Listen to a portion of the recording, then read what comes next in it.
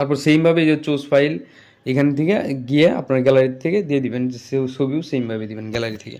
6 নাম্বারটা দিবেন হচ্ছে 5 ভরাট করবেন, 6 হচ্ছে 5 ভরাট করবেন। তারপর হচ্ছে 7 হচ্ছে গিয়ে আপনারা 4 ভরাট করবেন। ফার্স্টে আপনারা যখন ওয়েবসাইটে প্রবেশ করবেন, রেজিস্ট্রেশন লিঙ্কে ক্লিক করবেন, এরকম একটা ইন্টারফেস আপনাদের সামনে আসবে। আসসালামু আলাইকুম। 2026 সালে যারা জেএলপিটি রেজিস্ট্রেশন করবেন তাদের জন্য আজকের এই ভিডিওটি। দেখেন কিভাবে আপনারা জেএলপিটি রেজিস্ট্রেশন করবেন। খুব তাড়াতাড়ি জেএলপিটি রেজিস্ট্রেশনের ডেডলাইন দিয়ে দিবে তাদের ওয়েবসাইটে। আমি আমার এই চ্যানেলে এবং আমার পেজে আমি হচ্ছে আমার জেএলপিটি রেজিস্ট্রেশনের সব আপডেট আমি দিয়ে দিব। তো আপনারা চিন্তা করবেন না, আমার পেজে ফলো করে রাখেন, চ্যানেলে সাবস্ক্রাইব করে রাখেন। কবে দিবে রেজিস্ট্রেশনের ডেট আমি আপনাদেরকে জানাই দিব তার আগেই। তো আপনারা জানেন বিগত যে জেএলপিটি রেজিস্ট্রেশনের সময় গেছে, কী পরিমাণ তাড়াতাড়ি জেএলপিটির সিটগুলো ফিল আপ হয়েছে। তো এখন জেএলপিটি রেজিস্ট্রেশন করাটা একটা অনেক বড় প্রতিযোগিতা। জেএলপিটি পাস করা যতটা কষ্ট, তার থেকে আমি মনে করি রেজিস্ট্রেশন করাটা তার থেকে বেশি কষ্ট। তো এখন এই মুহূর্তে আপনি জেএলপিটি রেজিস্ট্রেশন করা কার উপর নির্ভর করবেন? এজেন্সির উপরে না। এখন এই মুহূর্তে আপনার জেএলপিটি রেজিস্ট্রেশনটা নিজেরই করতে হবে। তো আপনারা নিজে নিজে কীভাবে জেএলপিটি রেজিস্ট্রেশন করবেন সেই ব্যাপারে আমি আপনাদের সাথে আজকে কথা বলবো, এবং সেই ব্যাপারেই আপনাদের জন্য ভিডিও দিতেছি আজকে। তো দেখেন, ফার্স্টে আপনারা যখন ওয়েবসাইটে প্রবেশ করবেন, রেজিস্ট্রেশন লিঙ্কে ক্লিক করবেন, এরকম একটা ইন্টারফেস আপনাদের সামনে আসবে। আসার পর এখান থেকে আপনারা আপনার টেস্টটা সিলেক্ট করবেন। এখানে আপনারা N5 হলে N5 দিবেন, N4 হলে N4 দিবেন, N3 যেটাই হন সেটা দিবেন। এখানে N5 দিবেন, যারা N5 রেজিস্ট্রেশন করবেন N5 দিবেন। এখানে ক্লিক করলেই আপনার রেজিস্ট্রেশনের আপনার হচ্ছে আসবে, অপশন আসবে N5, N4, N3, N2, N1। তো আপনার N5-এ ক্লিক করবেন। দেন হচ্ছে টেস্ট নেম, মানে হচ্ছে এখানে আপনার নাম দিবেন। এখানে হচ্ছে আপনার সার্টিফিকেট অনুযায়ী নাম দিবেন। আপনার যে এসএসসি এইচএসসি সার্টিফিকেট আছে সেই অনুযায়ী নাম দেবেন, অবশ্যই সবগুলো ক্যাপিটাল লেটার দিবেন। তারপর হচ্ছে এখানে আপনার ফোন নাম্বার দিবেন। এখানে কি দিবেন? এখানে হচ্ছে আপনার ফোন নাম্বার দিবেন, যেটাতে কিন্তু আপনার মেসেজ আসবে রেজিস্ট্রেশন করার পর, যেটা সচল একটা ফোন নাম্বার, সেটা দিবেন। তারপর হচ্ছে এখানে আপনার জিমেইল দিবেন, জিমেইলেও মেসেজ আসবে। ঠিক আছে? সো এইগুলো খুব সতর্কতার সাথে দিবেন। দেওয়ার পর যখন আপনি হচ্ছে এইখানে যে নেক্সট, এখানে ক্লিক করবেন। ঠিক আছে? নেক্সটে ক্লিক করার পর দেখেন আপনার এই যে এরকম অপশন আসবে। এরকম অপশন আসলে আপনার পেমেন্ট করতে হবে। তো পেমেন্ট করাটাই হচ্ছে মেইন ফ্যাক্ট। আপনি যদি পেমেন্ট করে ফেলেন তাহলে মোটামুটি শিওর থাকেন আপনি হচ্ছে রেজিস্ট্রেশন করতে পারবেন। প্রায় 90% শিওর রেজিস্ট্রেশন আপনার হবে। আজ হোক কাল হোক বা দেরিতে হোক হবে রেজিস্ট্রেশন, যদি সার্ভার জ্যামও থাকে। তো পেমেন্টে এখানে এই যে বিকাশ পেমেন্ট লেখাটা আছে, এখানে ক্লিক করবেন। ক্লিক করার পর হচ্ছে পেমেন্ট করবেন। ক্লিক করার পর আপনার ফোন নাম্বার চাবে, যেই ফোন নাম্বারে, যেই বিকাশ নাম্বারে হচ্ছে আপনার টাকা আছে ওই বিকাশ নাম্বারটা দিবেন।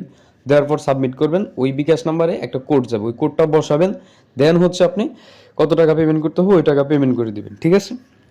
তো আশা করি বুঝতে পারছেন। পেমেন্ট করার পর আপনার হচ্ছে এই যে এরকম ইন্টারফেস আসবে, এই যে এরকম। ঠিক আছে? তো এরকম ইন্টারফেস আসলে এইখানেই হচ্ছে আপনার খুব গুরুত্বপূর্ণ একটা পার্ট। এইখানে হচ্ছে আপনার ইনফরমেশনগুলো সাবমিট করতে হবে। এই যে এইখানে হচ্ছে আপনার ডেট অফ বার্থ সাবমিট করবেন। এখানে আপনার ডে দিবেন, যেমন হচ্ছে যদি আপনার জন্মসাল, জন্ম তারিখটা হয় 30 তারিখ, তাহলে এখানে আপনার তারিখটা দিবেন। তারপর কোন মাস, যদি ডিসেম্বর মাস হয় তাহলে এখানে মাসটা দিবেন, যে কোনো মাস হতে পারে আপনার। তারপরে এখানে দিবেন ইয়ার। ঠিক আছে? কত সালে আপনার জন্ম। অবশ্যই কিন্তু ডেট অফ বার্থটা খুব সতর্কতার সাথে দিবেন। এগুলো ভুল হলে আপনার পরবর্তীতে 1000 টাকা জরিমানা বা একটা হয়রানির শিকার হতে হয়, দরকার নেই। তারপর এখান থেকে আপনার জেন্ডার সিলেক্ট করবেন। এই যে ক্রস চিহ্ন আছে, এখানে ক্লিক করলে আপনার অপশনগুলো আসবে, মেল, ফিমেল, আদার্স, এগুলো অপশন আসবে। ঠিক আছে? তারপর হচ্ছে এখানে ইন্টার দ্য নাম্বার, এখানে যে এনআইডি, বার্থ বা পাসপোর্ট নাম্বার। আপনি যদি পাসপোর্ট দিয়ে করেন তাহলে পাসপোর্ট নাম্বার আছে একটা, এ দেওয়ার পর বাকি নাম্বারগুলো এখানে বসায় দিবেন। এই যে এখানে বসায় দিবেন, এই যে এখানে।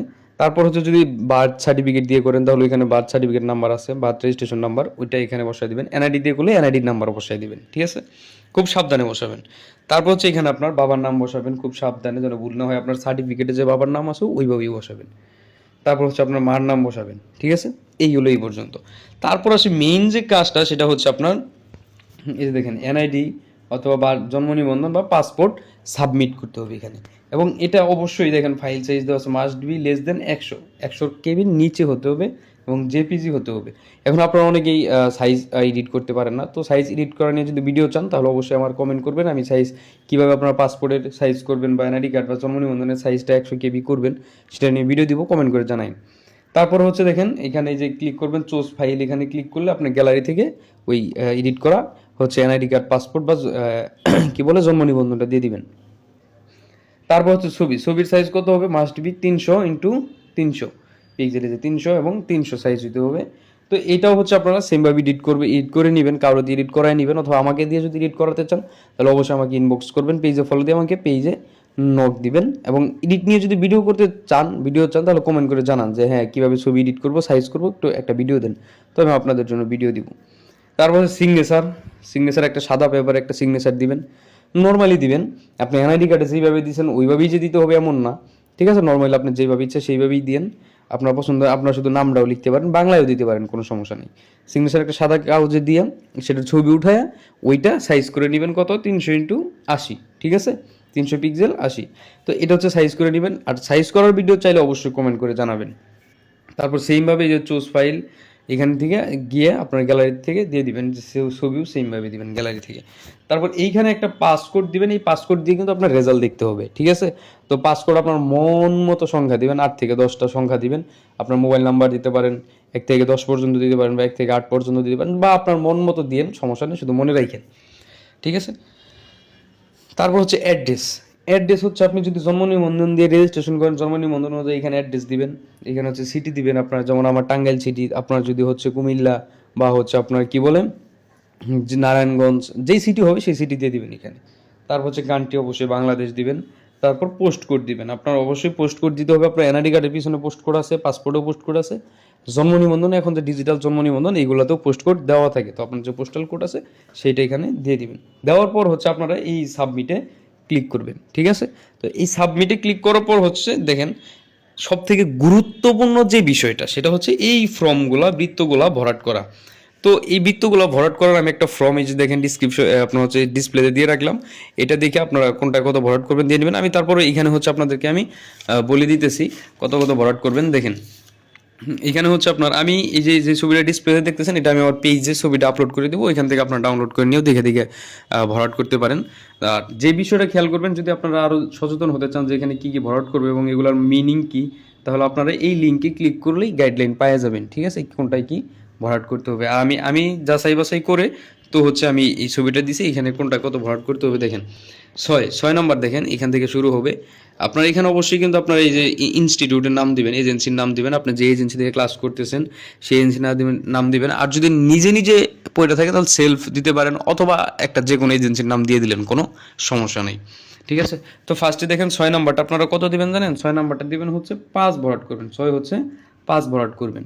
তারপর হচ্ছে 7 হচ্ছে গিয়ে আপনারা 4 ভরাট করবেন, 7 হচ্ছে 4 ভরাট করবেন। 8 হচ্ছে গিয়া 8ও 4 ভরাট করবেন। 9 হচ্ছে 5 ভরাট করবেন, 9 হচ্ছে 5-এ দিবেন। তারপর হচ্ছে 10-এ দিবেন হচ্ছে 2টা, 7 এবং 8, ঠিক আছে? তারপর হচ্ছে 11-এ দিবেন হচ্ছে 1 2 3 4, এই যে 1 2 3 4, 4টাই ভরাট করবেন। চাপ দিলেই বৃত্তটা ভরাট হয়ে যাবে। তারপর দেখেন হচ্ছে 12-এ হচ্ছে আপনারা 1 2 3 দিবেন, 12 হচ্ছে 1 2 3 দিবেন, ঠিক আছে? তারপর হচ্ছে 13-এ দিবেন হচ্ছে আপনারা 5, 13-এ দিবেন 5 এবং 14-এও 5 দিবেন, 14-এও 5 দিবেন এবং 15-তেও 5 দিয়ে দিবেন আপনারা। তারপর হচ্ছে 16-তে দিবেন হচ্ছে আপনারা 5, ঠিক আছে? এই তো এইভাবেই হচ্ছে আপনারা এই পর্যন্ত ভরাট করবেন। আর আপনাদের ভরাট করতে হবে না, টাইমিং যদি আগে জেএলপিটি দিয়ে থাকেন এগুলো দেওয়ার দরকার নেই, দেন আর না দেন এগুলো আপনার দেওয়ার কোনো প্রয়োজন নেই। এটা হচ্ছে N5 এর জন্য, আমি আবারও বলতেছি এটা হচ্ছে N5 এর জন্য। তো N4 এর জন্য যদি ভিডিও চান অবশ্যই কমেন্ট করে জানাবেন।